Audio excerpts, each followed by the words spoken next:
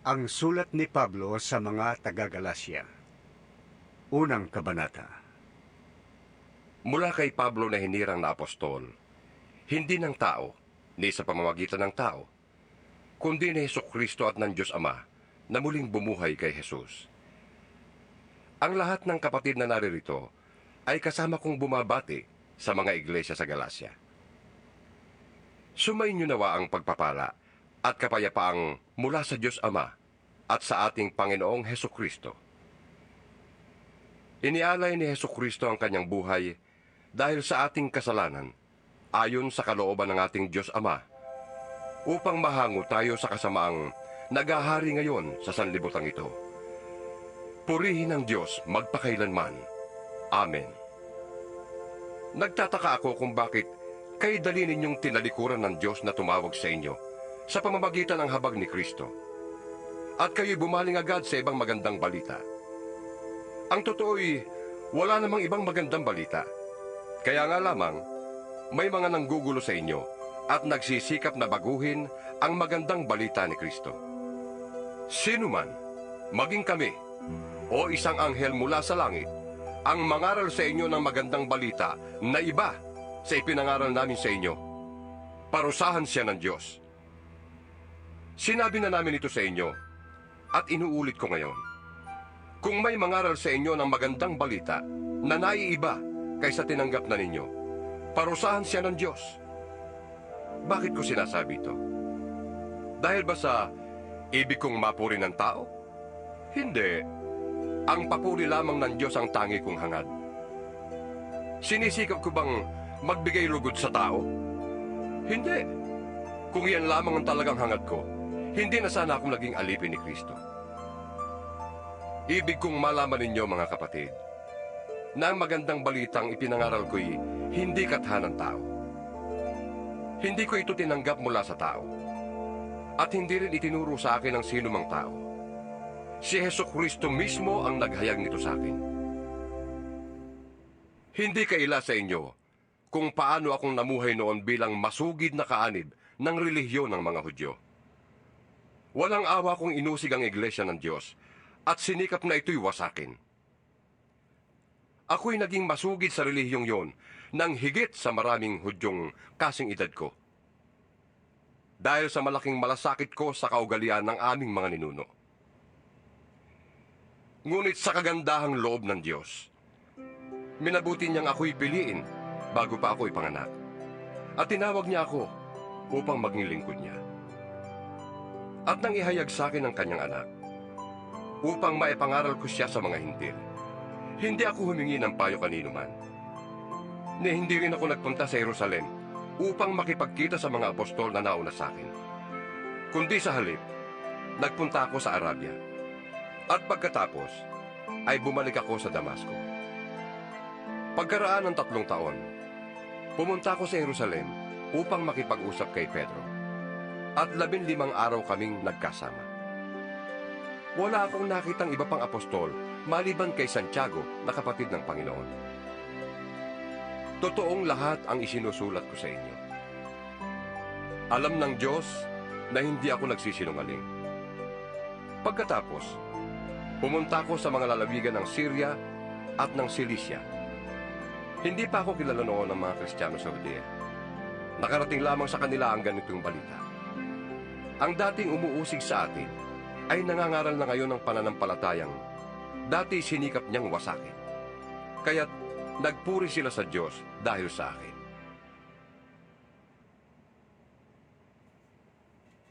Ikalawang kabanata.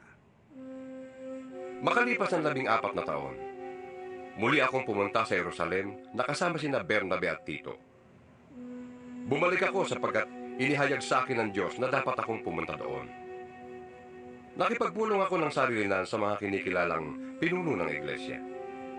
At inilahad ko sa kanila ang magandang balitang ipinapangaral ko sa mga hintil. Ginawa ko ito dahil ayokong mawalan ng kabuluhan ang aking ginawa at ginagawa pa. Ang kasama kong si Tito, kahit na siya'y isang Griego, ay hindi nila pinilit na patuli. Kahit may ilang nagkukunwaring mananampalataya na nagtangkal yun. Nakihalubilo sila sa amin upang manmanan ang kalayaang taglay natin kay Kristo Jesus, upang kami muli nilang maalipin. Hindi kami nagpailalim sa kanilang kagustuhan, kahit isang saglit, upang maingatan namin para sa inyo ang tunay na kahulugan ng magandang balita. Ngunit walang pinuna sa aking ipinapangaral ang mga kinikilalang pinuno. Hindi mahalaga sa akin kung sino man sila, sapagkat walang itinatangi ang Diyos. Sa halip, kinilala nilang ako'y hinirang ng Diyos upang mangaral ng magandang balita sa mga hintil. Tulad ni Pedro, na hinirang naman upang mangaral ng magandang balita sa mga Hudyo. Ang Diyos na nagbigay ng kapangyarihan kay Pedro na mangaral sa mga Hudyo, ang siya rin nagbigay sa akin ng kapangyarihang mangaral sa mga hintil. Nakita ni na Santiago, Pedro at Juan, mga kinikilalang haligi ng iglesia, na ako'y talagang binigyan ng tanging kaloob na ito. Kaya't tinanggap nila kami ni Bernabe bilang mga kamanggagawa. Pinagkasunduan namin na kami sa mga hintil mga ngaral at sila namay sa mga Hudyo. Ang hiling lamang nila ay huwag naming pababayaan ang mga dukha. At talaga namang patuloy ko itong ginagawa. Nang si Pedro ay nasa Antioquia, harapan kong sinabi sa kanya na mali ang kanyang ginagawa. Bago dumating ang ilang sugo ni Santiago, siya ay nakikisalo sa mga hintil. Subalit nang dumating na ang mga yon, lumayo na siya at hindi na nakisalo sa mga hintil dahil sa takot niya sa pangkat ng mga Hudyo. At gumaya naman sa kanyang ibang mga kapatid doon na mga Hudyo. Pati si Bernabe ay natangay ng kanilang pagkukunwari. Nang makita kong hindi ayon sa tunay na diwa ng magandang balita ang kanilang ikinikilos, sinabi ko kay Pedro sa harap nilang lahat, kung ikaw na isang Hudyo ay namumuhay na parang hintil at di bilang Hudyo, bakit mo ngayon pinipilit ang mga hintil na mamuhay na gaya ng mga Hudyo? Kami ipinanganak na Hudyo at hindi makasalanang hintil. Alam naming ang tao'y pinawawalang sala dahil sa pananampalataya kay Hesukristo at hindi dahil sa pagsunod sa kautusan. Kaya't kami man ay sumasampalataya kay Kristo Jesus upang mapawalang sala sa pamamagitan ng pananampalataya sa Kanya at hindi sa pamamagitan ng pagsunod sa kautusan. Sapagkat ang tao'y hindi pinawawalang sala dahil sa pagsunod sa kautusan. Ngunit, kung kaming nagsisikap na mapawalang sala sa pamamagitan ni Kristo, ay matagpo ang makasalanan pa. Nangangahulugan bang si Kristo'y tagapagtaguyod ng kasalanan? Hindi maaari yan. Sapagkat kung itatayo kong muli ang winasa ko na, ipinapakita kong makasalanan nga ako. Ako'y namatay na sa kautusan, sa pamamagitan na rin ng kautusan upang ngayon mabuhay para sa Diyos. Namatay na akong kasama ni Kristo sa krus. Hindi na akong nabubuhay ngayon, kundi si Kristo na ang nabubuhay sa akin. At habang ako'y nabubuhay pa sa katawang lupa, namumuhay ako sa pananalig sa anak ng Diyos na umibig sa akin at naghandog ng kanyang buhay para sa akin. Hindi ko maaaring tanggihan ang kagandahang loob ng Diyos. Kung ang tao ay mapapawalang sala sa pamamagitan ng kautusan, walang kabuluhan ang pagkamatay ni Kristo. Ikatlong kabanata. Mga hangal kayong mga taga-Galasya. Sino ang nakagayuma sa inyo? Maliwanag na ipinahayag na sa inyo kung paano namatay si Hesukristo sa krus. Sabihin nga ninyo, tinanggap ba ninyong espiritu sa pamamagitan ng mga gawa ayon sa kautusan? O sa pamamagitan ng inyong pananalig sa inyong narinig tungkol kay Kristo? Talagang napakahangal ninyo. Nagsimula na kayo sa espiritu at ngayon ibig pa ninyong magtapos sa pamamagitan ng inyong sariling lakas. Wala na bang halaga sa inyong maraming bagay na pinagtiisan ninyo? Marahil naman meron. Bakit ipinagkaloob sa inyo ng Diyos ang Espiritu? Bakit siya gumagawa ng mga himala? Dahil ba sa inyong mga gawa ayon sa kautusan? O dahil sa inyong pananalig sa inyong narinig tungkol kay Kristo? Tulad na nangyari kay Abraham. Nanalig siya sa Diyos, kaya siya itinuring na matuwid. Kung gayon, Maliwanag na ang mga nananalig sa Diyos ang siyang tunay na lahi ni Abraham. Bago pa ito nangyari, ay ipinahayag na ng kasulatan na pawawalang sala ng Diyos ang mga hintil sa pamamagitan ng kanilang pananalig sa Kanya. At ang magandang balitang ito ay inihayag kay Abraham. Sa pamamagitan mo'y pagpapalain ng Diyos ang lahat ng bansa. Nanalig sa Diyos si Abraham, kaya't siya'y pinagpala. At pagpapalain ding tulad niya ang lahat ng nananalig sa Diyos. Ang lahat ng umaasa sa mga gawa ayon sa kautusan ay nasa ilalim ng isang sumpa. Sapagkat nasusulat, isinumpa ang hindi sumusunod at gumagawa ng lahat ng nakasulat sa aklat ng kautusan.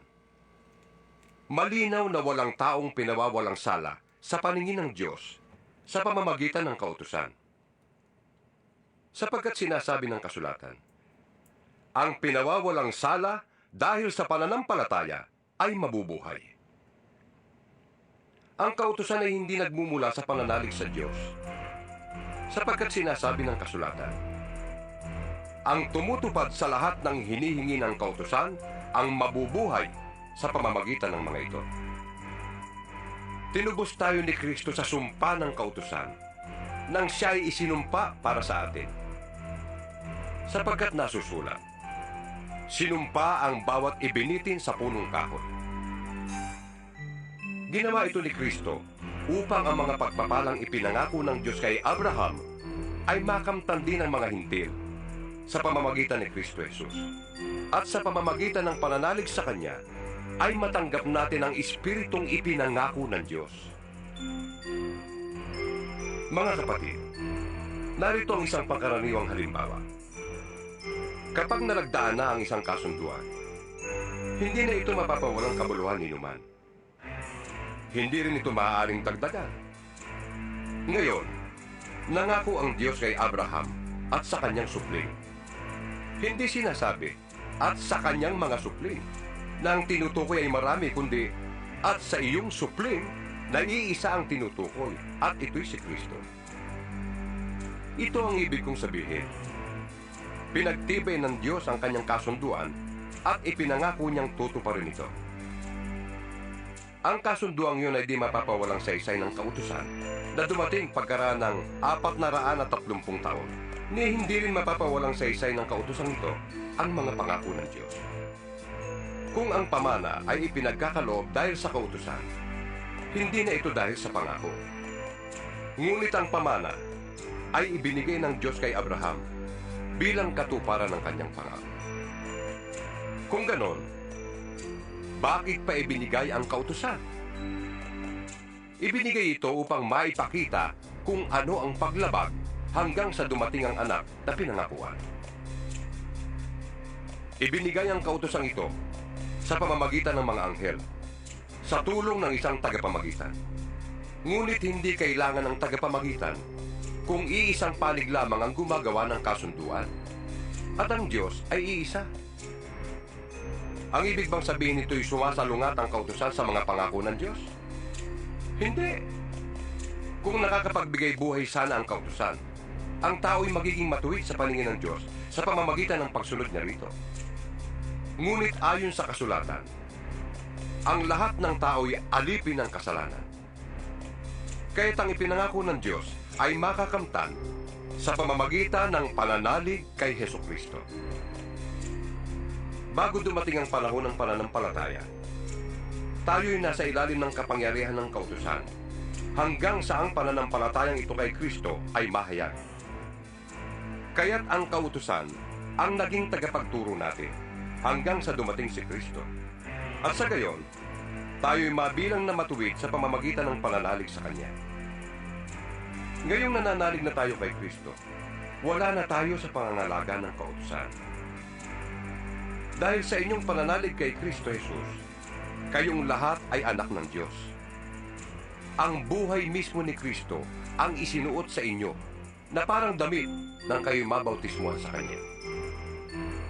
Wala nang pagkakaiba ang Hudyo at ang Grego, ang alipin at ang malaya, ang lalaki at ang babae. Kayong lahat ay iisa na dahil sa inyong pakikipag-isa kay Kristo Jesus. At kung kayo'y nakipag-isa kay Kristo, kayo'y lahi ni Abraham at tagapagmana ng mga pangako ng Diyos. Ika-4 na kabanata. Ito ang ibig kong sabihin. Habang bata pa ang tagapagmana, hindi siya nakakahigit sa isang alipin, kahit na siya ang may-ari ng lahat. Sapagkat siya'y nasa ilalim pa ng pamamahala ng mga tagapangasiwa hanggang sa panahong itinakda ng kanyang ama. Gayon din naman, noong hindi pa tayo nananalig kay Kristo, tayo'y nasa ilalim ng mga tuntuning umiiral sa sanlibutan ito. Ngunit nang sumapit ang takdang panahon, sinugo ng Diyos ang kanyang anak. Isinilang siya ng isang babae at namuhay sa ilalim ng kautusan, upang palayain ang mga nasa ilalim ng kautusan. Sa gayon, tayo'y mabibilang sa mga anak ng Diyos. At upang patunayan na kayo'y mga anak ng Diyos, sinugo niya ang espiritu ng kanyang anak sa ating mga puso. At nang sa gayon, ay makakatawag tayo sa Diyos ng Ama, Ama ko. Hindi na kayo alipin, kundi anak. At dahil kayo ay anak, kayo ay ginawa rin ng Diyos na tagapagmana niya. Noong hindi pa ninyo nakikilala ang Diyos, kayo'y alipin ng mga Diyos-Diyusan. Ngunit ngayong nakikilala na ninyo ang Diyos, o mas tamang sabihin, ngayong nakikilala na kayo ng Diyos, bakit kayo bumabalik sa mga tuntuning walang bisa at walang halaga? Bakit ibig na naman ninyong paalipin sa mga yon? May itinatangi kayong mga araw, mga buwan, mga panahon at mga taon. Nag-aalala kong baka nasayang lamang ang paghihirap ko para sa inyo. Nakikiusap ako sa inyo, mga kapatid. Gayahin ninyo ako. Hindi na ako saklaw ng kautusan. Tulad ninyo noon, wala kayong nagawang masama laban sa akin. Alam naman ninyo na kaya ko naipangaral sa inyo noon ang magandang balita ay dahil nagkasakit ako. Gayunman, hindi ninyo ako hinamak o tinanggihan. Kahit na naging pasanin ninyo ako dahil sa aking karamdaman.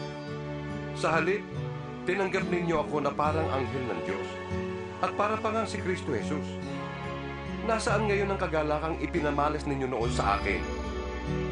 Ako mismo makakapagpatotoo na kung maaari nga lamang pati ang inyong mga matay dudukitin ninyo at ibibigay sa akin noon. Ngayon, ituturing ba ninyo kong kaaway dahil sa sinasabi ko sa inyong katotohanan? Nagpapakita nga sa inyo ng malasakit ang mga taong yan. Ngunit hindi mabuti ang kanilang layunin. Ibig lamang nila kayong ilayo sa akin upang sa kanila kayo mapalapit. Hindi masama ang magmalasakit kung palaging mabuti ang layunin at hindi kung kaharap lamang ninyo ako. Mga anak ko, dahil sa inyo'y minsan pa akong nagdaranas ng hirap tulad ng babaeng nanganganak, hanggang sa ganap kayong matulad kay Kristo. Sana'y kasama ko kayo ngayon upang maiba ang tono ng aking pagsasalita, sapagkat nag-aalala ako tungkol sa inyo. Sabihin nga ninyo sa akin, kayong nagnanasang pailalim sa kautusan. Hindi ba ninyo napapakinggan ang sinasabi sa kautusan? Sinasabi roon na si Abraham ay nagkaanak ng 2 lalaki. Isa sa alipin at isa sa malaya. Ang anak niya sa alipin ay ipinanganak sa karaniwang paraan. Ngunit, ang anak niya sa malaya ay katuparan ng pangako ng Diyos. Ito'y isang paghahambing. Ang 2 babae ay larawan ng 2 kasunduan. Ang isa ay ang tipan sa bundok ng Sinai na kinakatawan ni Agar at ng kanyang mga anak na pawang mga alipin. Si Agar ay kumakatawan sa bundok ng Sinai na nasa Arabia at larawan ng kasalukuyang Jerusalem na nasa pagkaalipin, kasama ng kanyang mga mamamayan. Ngunit ang Jerusalem na nasa langit ay malaya at siya ang ating ina. Ayon sa nasusulat, magsaya ka o babaeng hindi magkaanak. Humiyaw ka sa galak ikaw na din nakaranas ng hirap sa panganganak.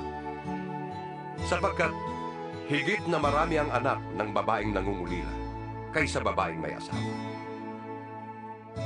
Mga kapatid, tulad ni Isaac, tayo'y mga anak ayon sa pangako. Kung noong una, ang ipinanganak ayon sa Espiritu ay inuusig ng ipinanganak ayon sa karaniwang paraan, gayon din naman ngayon. Ngunit ganito ang sinasabi ng kasulatan: palayasin mo ang babaeng alipin at ang kanyang anak. Sapagkat ang anak ng alipin ay hindi dapat makahati sa mana ng anak ng malaya. Kaya nga, mga kapatid, hindi tayo anak ng alipin, kundi ng malaya.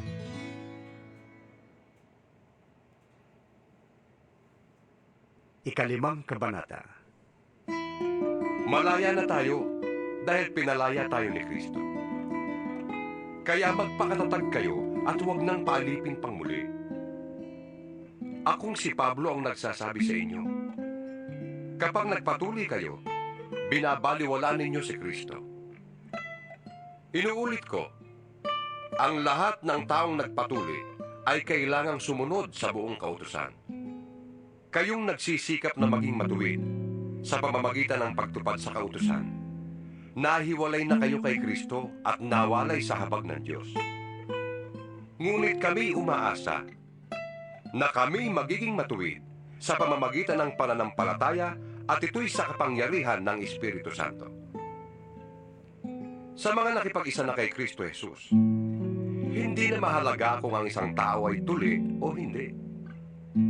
Ang mahalaga ay ang pananampalatayang nakikita sa mga gawang udyok ng pag-ibig. Mabuti na sana ang inyong ginagawa. Sino pumigil sa inyong pagsunod sa katotohanan? Hindi yan gagawin ng Diyos na tumawag sa inyo. Wika nga, napapaalsa ng kaunting libadura ang buong masa ng harina. Nagtitiwala ako na sasang-ayon kayo sa akin sa bagay na ito, dahil sa ating kaugnayan sa Panginoon. At natitiyak kong parurusahan ng Diyos ang sino mang nanggugulo sa inyo, kung sino man siya.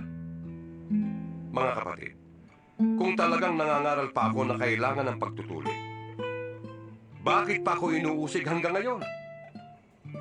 Kung iyo'y totoo, hindi na sana nila ikinagagalit ang aking pangangaral tungkol sa pagkamatay ni Kristo sa krus. Sana'y ang mga nanggugulo sa inyo ay hindi lang magpatuli, kundi tuluyan ang magpaputol. Mga kapatid, tinawag kayo upang maging malaya. Ngunit huwag naman ninyong gamitin ang inyong kalayaan upang masunod ang hilig ng laman. Kundi, maglingkod kayo sa isa't isa sa diwa ng pag-ibig. Sapagkat ang buong kautusan ay nauuwi sa isang pangungusap. Ibigin mo ang iyong kapwa, gaya ng iyong sarili. Ngunit kung kayo nagkakagatan at nagsasakmalang parang mga hayop, mauubos kayo. Sinasabi ko sa inyo, ang Espiritu ang gawin ninyong patnubay sa inyong buhay at hindi kayo magiging alipin ng hilig ng laman. Sapagkat ang mga hilig ng laman ay laban sa kalooban ng Espiritu, at ang kalooban ng Espiritu ay laban sa mga hilig ng laman. Laging naglalaban ng dalawang ito, kung kaya hindi ninyo magawa ang ibig ninyong gawin. Kung pinapatnubayan kayo ng Espiritu, wala na kayo sa ilalim ng kautusan. Hindi maikakaila ang mga gawa ng laman: pakikiapid, kahalayan at kalaswaan, pagsamba sa Diyos-Diyusan, pangkukulam, pagkapuot sa isa't isa, pag-aaway-away, pagsiselos, pagkakagalit at kasakiman, pagkakampi-kampi at pagkakabahabahagi, pagkainggit, paglalasing at katakawan, at iba pang katulad nito. Muli ko kayong binabalaan, ang gumagawa ng mga ito ay hindi tatanggapin sa kaharian ng Diyos. Subalit, ang bunga ng Espiritu ay pag-ibig, kagalakan, kapayapaan, katyagaan, kabaitan, kabutihan, katapatan, kahinahunan, at pagpipigil sa sarili. Walang batas laban sa mga ito. Pinatay na ng mga nakipag-isa kay Kristo Jesus ang kanilang makalamang pagkatao, pati na ang mga masasamang hilig nito. Kung ang Espiritu ang nagbibigay buhay sa atin, siya na rin ang paghariin natin sa ating buhay. Huwag na tayong maging palalo. Huwag na nating galitin ang isa't isa at huwag na rin tayong mag-inggitan.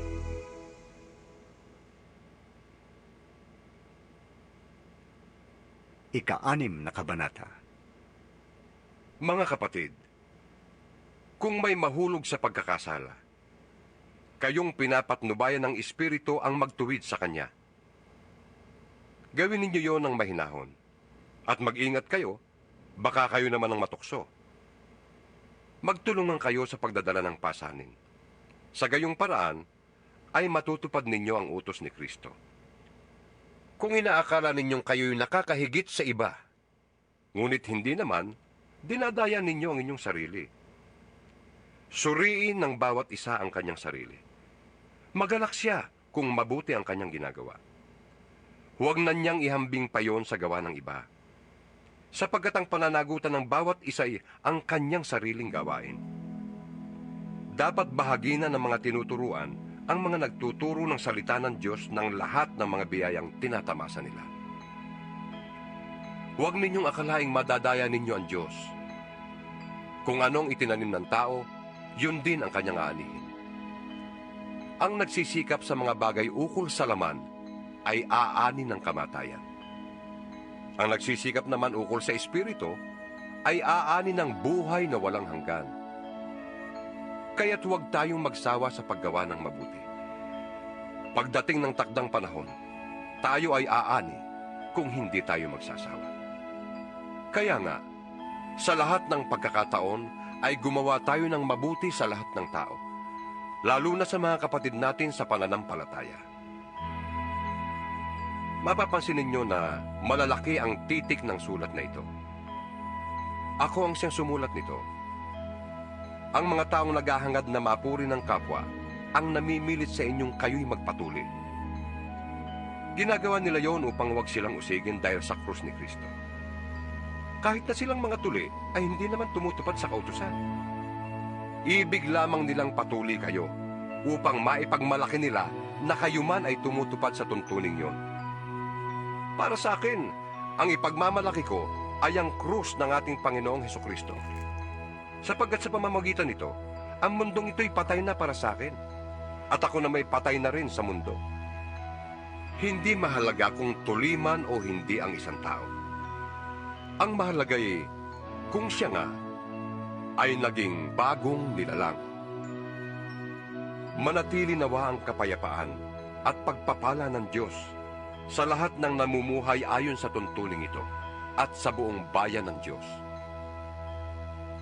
Kaya mula ngayon, huwag nang dagdaganin naman ang aking mga tinitiis. Sapat na ang mga pilat na taglay ko para makilalang ako'y alipin ni Jesus.